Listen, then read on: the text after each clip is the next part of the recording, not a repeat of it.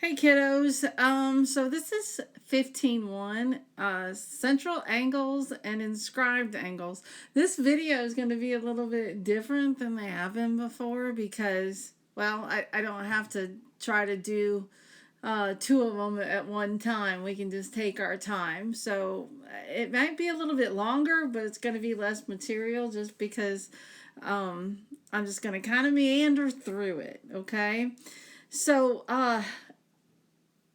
if you have your books at home, this is page 779.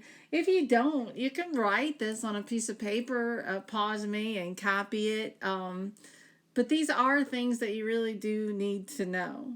Okay? So, first, we're going to look at these words on this page. A chord is a segment whose endpoints lie on a circle. So, if you look here at AB, okay, right here, A, B, that's a chord.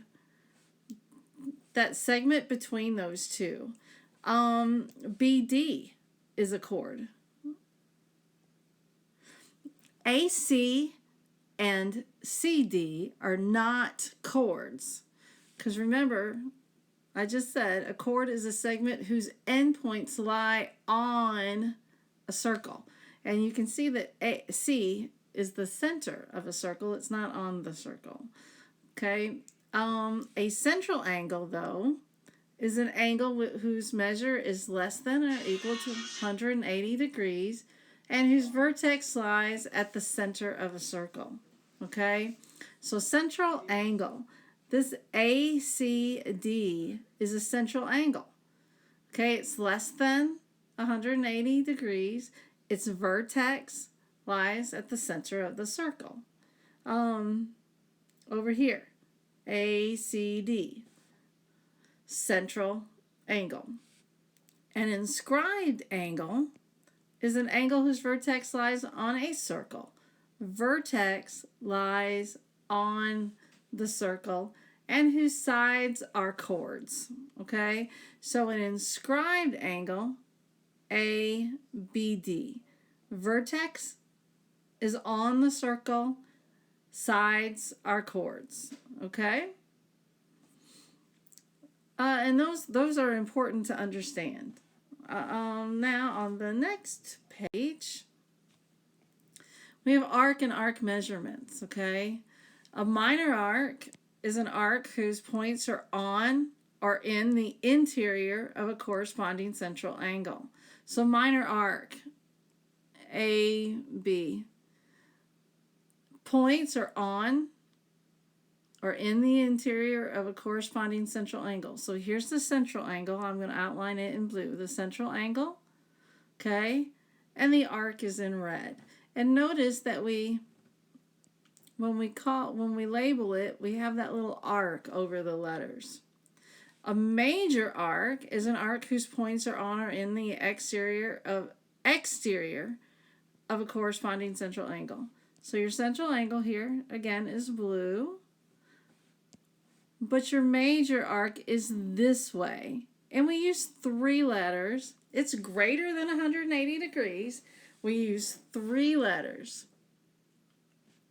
to denote it. All right. We have to name a major arc with 3 letters. A semicircle is an arc whose endpoints are the endpoints of a diameter. So here's a semicircle, and its endpoints are the diameter. We know that's the diameter because it goes through the center. Okay, so we have minor arc, major arc, and a semicircle.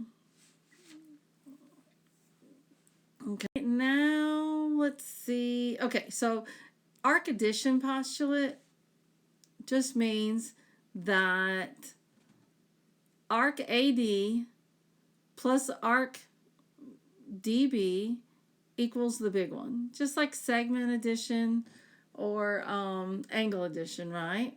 They're adjacent arcs. When you add them together, you get the whole one. All right. Now on the bottom of page 782, this talks about the inscribed angle theorem. Okay? So,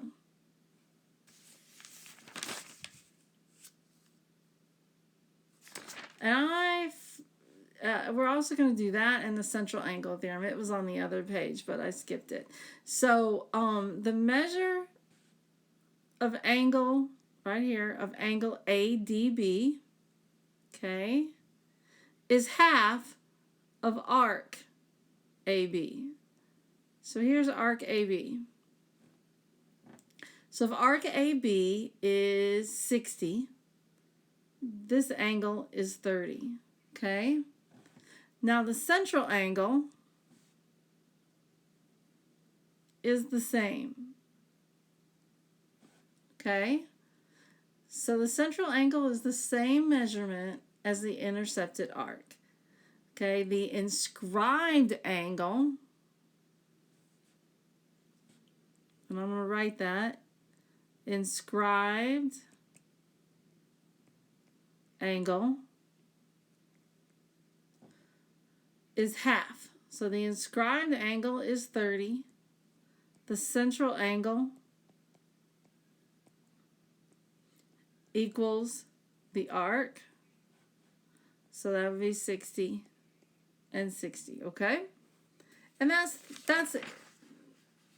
it for this section. I mean, that's what this section is about, is the intercepted arc equals the central angle and is twice as big as the inscribed angle.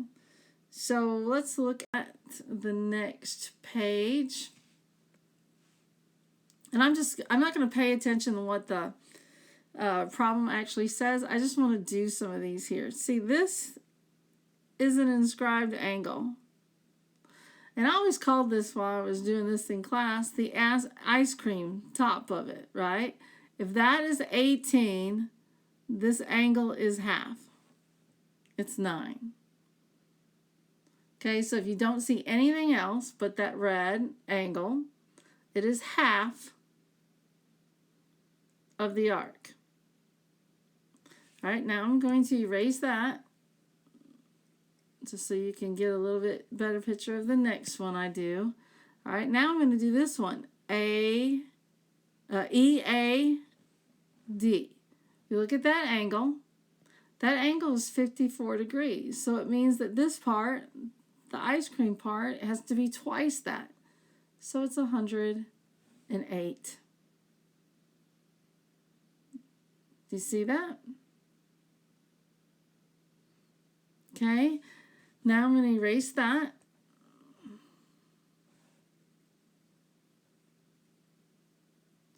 And I'm going to do this one. This angle,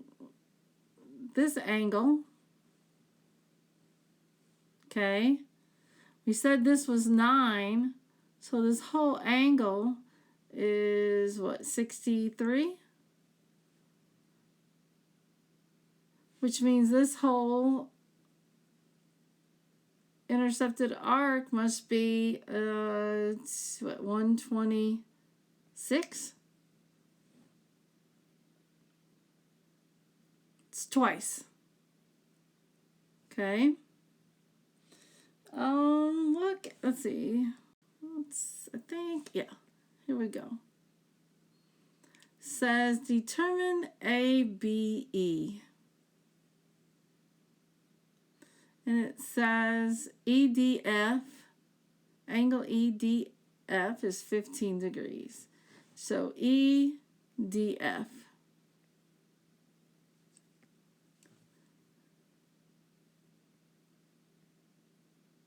Well, if I can write, let's try this again. So 15 degrees. If this angle is 15 degrees, this ice cream part, the intercepted arc, is twice it, so it's 30 degrees. Now, look at this one. Look at this angle here.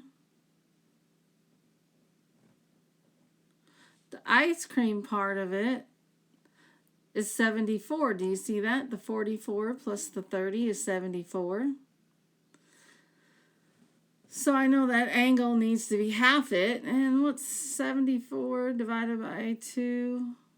It's 37. So I'm going to put a big red thing here for this angle, and it's 37. Now I know that this, I'm going to do this in yellow just to make it stand out a little bit. This right here is 44, which means this angle is 22. So that's 22. 37 minus 22 gives me what? 15 for this one. And I think that's what it was asking me for. Determine A, B, E. Oh, we'd already done A, B, E. It was 37. Oh, well. But you can see how that works. Let's see. And, oh, on the next page. Big deal here. Big deal.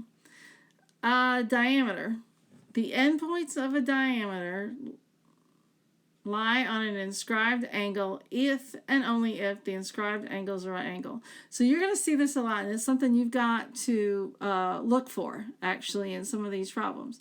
So here is the diameter. If that means that this arc right here is 180, right? Well, then this angle is an inscribed angle. It's half of it. It's 90 degrees. Okay? That's going to help you solve problems that I'm going to post. Okay? All right. Well, let me know if you have any questions on any of the homework that I put on. And I hope you enjoyed this lesson. I love circles, by the way. So I'll talk to you later.